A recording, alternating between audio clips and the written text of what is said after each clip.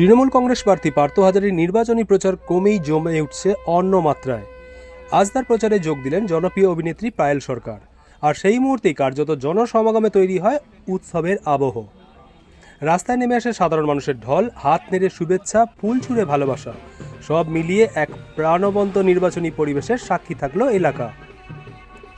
প্রতিদিনের মতো আজও মানুষের বিপুল সমর্থন ও আশীর্বাদে আপ্লুত পার্থ হাজারী জানালেন, এই ভালোবাসাই তাকে আরও বেশি করে কাজ করার অনুপ্রেরণা দিচ্ছে। তার কথায়, মানুষ যেভাবে পাশে দাঁড়াচ্ছেন তাতে আমি আশাবাদী এইবার পরিবর্তন আসবেই। উল্লেখ্য, গত বিধানসভা নির্বাচনে এই কেন্দ্রটি বিজেপির দখলে ছিল, তবে এবারে তা পুনরুদ্ধারে মরিয়া রাজ্যের দল তৃণমূল কংগ্রেস।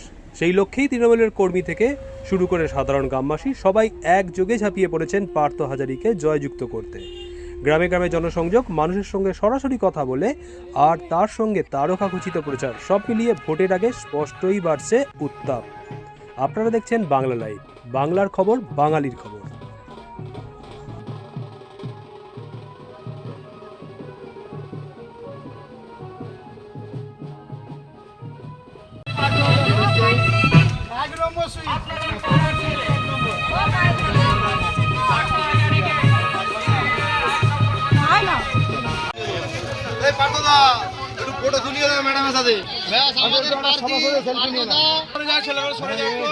একটু সেলফি নিয়ে নিন দিদি। হ্যাঁ, এই তুলে দাও।